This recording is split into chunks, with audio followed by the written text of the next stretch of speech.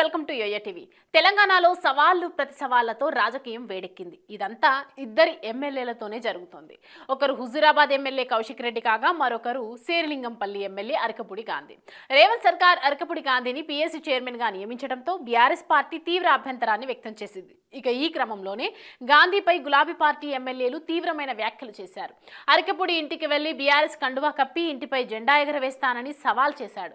అయితే కౌశిక్ రెడ్డి వ్యాఖ్యలపై తీవ్రంగా స్పందించిన గాంధీ ఈ నెల 12న కౌశిక్ రెడ్డి 11 గంటలకు తన ఇంటికి రాకపోతే తానే 12 గంటలకు తన ఇంటికి వెళ్తాను అనడంతో ఒక్కసారిగా రాష్ట్ర వ్యాప్తంగా ఈ వ్యాఖ్యలు హల్చల్ రేపాయి. అసలు పాడి కౌశిక్ రెడ్డి ఇదంతా పబ్లిసిటీ కోసం చేస్తున్నారా లేక బీఆర్ఎస్ నాయకులు వెనుకుండి చేయిస్తున్నారా? కౌశిక్ గాంధీనే ఎందుకు టార్గెట్ చేశారు? మొత్తం సవాళ్ల ఎపిసోడ్లో తప్పెవరిది?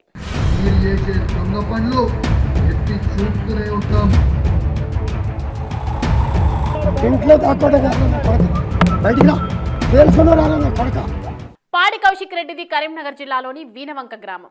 ఈయన తాత సుధాకర్ కరీంనగర్లోనే పెద్ద భూస్వామి కావడంతో పెట్రోల్ బంకులు, రియల్ ఎస్టేట్, కాంట్రాక్ట్ లాంటి బిజినెస్లను చేస్తూ ఉండేవారు.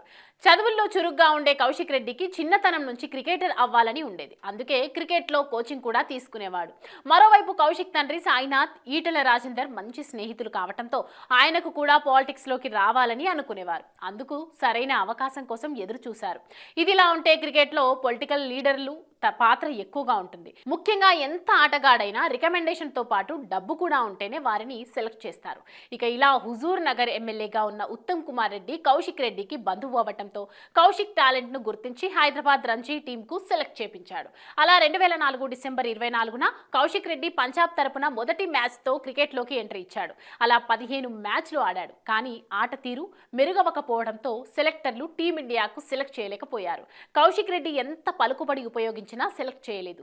ఆ తర్వాత రంజీ టీంలో కూడా ఛాన్స్ కరువయ్యాయి. దీంతో కౌశిక్ రెడ్డి క్రికెట్ ను వదిలేసి ఫ్యామిలీ బిజినెస్ లు చూసుకునేవాడు.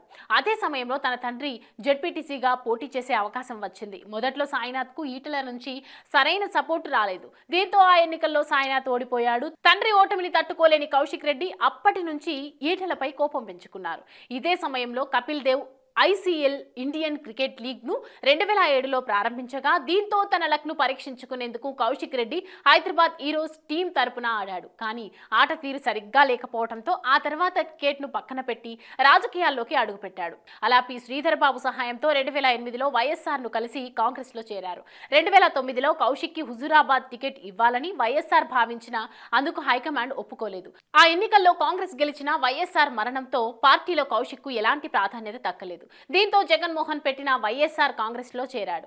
జగన్ కు అన్ని దగ్గరుండి చూసుకునేవాడు. అయితే రాష్ట్ర విభజనతో కౌశిక్ మళ్లీ కాంగ్రెస్ లో జాయిన్ అయ్యారు. అలా 2018 ఎన్నికల్లో హుజూరాబాద్ లో నుంచి ఎమ్మెల్యేగా పోటీ చేశారు. కానీ 40,000కు పైగా ఓట్ల తేడాతో ఓడిపోయారు. ఆ తర్వాత 2021 కౌశిక్ రెడ్డి బీఆర్ఎస్ కండువా కప్పుకున్నారు. అలా ఇతనికి ఉన్న పలుకుబడి కారణంగా బీఆర్ఎస్ ఇతనికి ఎమ్మెల్సీని కట్టబెట్టింది. ఆ తర్వాత కూడా బీఆర్ఎస్ కౌశిక్ రెడ్డికి ప్రాధాన్యత ఇస్తూ వచ్చింది.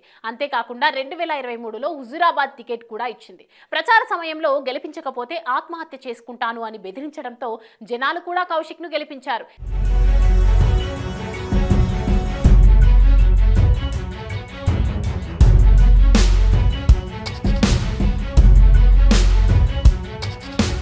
ఇక అరకపూడి గాంధీ ఇతనిది ఆంధ్రప్రదేశ్లోని కృష్ణా జిల్లాలో పోలుకొండ గ్రామం.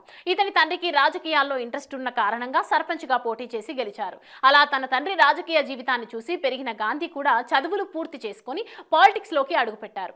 అలా 1982 నుంచి తెలుగుదేశం పార్టీలో చేరి తన వంతు సేవలను చేస్తూ యాక్టివ్ గా ఉంటూనే మరోవైపు మైనింగ్, రియల్ ఎస్టేట్ బిజినెస్ లు, Radhika transformer, crown aqua feeds కంపెనీలను కూడా రన్ చేస్తూ ఉండేవాడు. అలా బిజినెస్ కోసం గాంధీ ఫ్యామిలీ మొత్తం శేర్లింగంపల్లికి వచ్చి సెటిల్ అయ్యారు. ఇదిలా ఉంటే 2009 ఎన్నికల్లో టీడీపీ నుంచి ఎమ్మెల్యే టికెట్ ఆశించినా దక్కలేదు. కానీ తెలంగాణ రాష్ట్రం ఏర్పడిన తర్వాత 2014 ఎన్నికల్లో టికెట్ ఇచ్చింది. దీంతో మొదటిసారి 76,000 పై చిలుకు ఓట్లతో గాంధీ ఎమ్మెల్యేగా గెలిచారు. ఆ తర్వాత తెలంగాణలో టీడీపీ గ్రాఫ్ తగ్గడంతో 2016లో బీఆర్ఎస్ లో చేరి ఆ తర్వాత జరిగిన ముందస్తు ఎన్నికల్లో 44,000 పై చిలుకు ఓట్లతో గెలిచారు. 2023లో కూడా బీఆర్ఎస్ తరపున గెలిచాడు. కానీ పార్టీ మాత్రం ఓడిపోయింది. దీంతో పాటు గులాబీ పార్టీకి రాష్ట్ర వ్యాప్తంగా వ్యతిరేకత ఏర్పడింది. దీంతో బీఆర్ఎస్ బీఆర్ఎస్ కొనసాగలేదు. దీంతో 2024లో జూలైలో కాంగ్రెస్ పార్టీలో చేరాడు అరికెపుడి గాంధీ. బీఆర్ఎస్ లీడర్లు కౌంటర్లు ఇస్తూనే వస్తున్నారు. ఇదిలా ఉంటే కాంగ్రెస్ ప్రభుత్వం సెప్టెంబర్లో పీఎస్సీ చైర్మన్ చేసింది. అప్పటి నుంచి ఎమ్మెల్యే కౌశిక్ రెడ్డి బీఫామ్ మీద గెలిచి కాంగ్రెస్ లో ఎలా చేరుతావు అంటూ కోట్లకు అమ్ముడుపోయావు, ల్యాండ్ సెటిల్మెంట్ల కోసం కాంగ్రెస్ లో చేరావు, ధైర్యం ఉంటే ఎమ్మెల్యే పదవికి రాజీనామా చేసి మళ్లీ గెలిచి తన సత్తా ఏంటో చూపించాలని సవాల్ చేశాడు. అంతటితో ఆగకుండా ఎమ్మెల్యే పదవికి రాజీనామా చేయకపోతే తాను శుక్రవారం గాంధీ ఇంటికి వెళ్లి బీఆర్ఎస్ జెండా ఎగరవేస్తానని మీడియా ముందు చెప్పారు. దీంతో గాంధీ కౌశిక్ రెడ్డి మొదటి నుంచి వంకరగానే ఉన్నారని, బీఆర్ఎస్ ఓటమికి ఆయనే కారణమని అన్నారు. అంతటితో ఆగకుండా కౌశిక్ రెడ్డి ఇంటికి దౌర్జన్యంగా వెళ్లారు. ఈ క్రమంలో ఇద్దరు ఎమ్మెల్యేలపై కేసులు నమోదు చేశారు. ఇంతటితో శాంతిస్తారు అనుకుంటే ఇందులోకి మాజీ మంత్రి హరీష్ రావు ఎంట్రీ ఇచ్చారు. శుక్రవారం రాత్రి హై డ్రామా క్రియేట్ చేశారు. కౌశిక్ రెడ్డిపై హత్యాయత్నం చేశారంటూ సీఎం రేవంత్ రెడ్డి క్షమాపణలు చెప్పే వరకు కదలమంటూ బైఠాయించారు. దీంతో పోలీసులు సీన్ లోకి ఎంట్రీ ఇచ్చారు. అందరినీ బయటకు పంపే క్రమంలో మాజీ మంత్రి హరీష్ రావు ఎడమ చేతి భుజం వద్ద గాయమైంది. ఎలాగో అలా పోలీసులు హరీష్ రావును ఇంటికి పంపించారు. ఓవరాల్ గా చూసుకుంటే రాజకీయాల్లో ఇలాంటివి సర్వసాధారణం. ఈ రోజు తిట్టుకొని కొట్టుకున్న నాయకులు సైతం రేపు ఒకరి పక్కన మరొకరు కూర్చొని పార్టీలు చేసుకుంటారు. ఇది కేవలం పొలిటికల్ స్టంట్ తప్ప ఇలాంటి గొడవలు కారణంగా ప్రజలకు ఒరిగేది ఏమీ ఉండదు.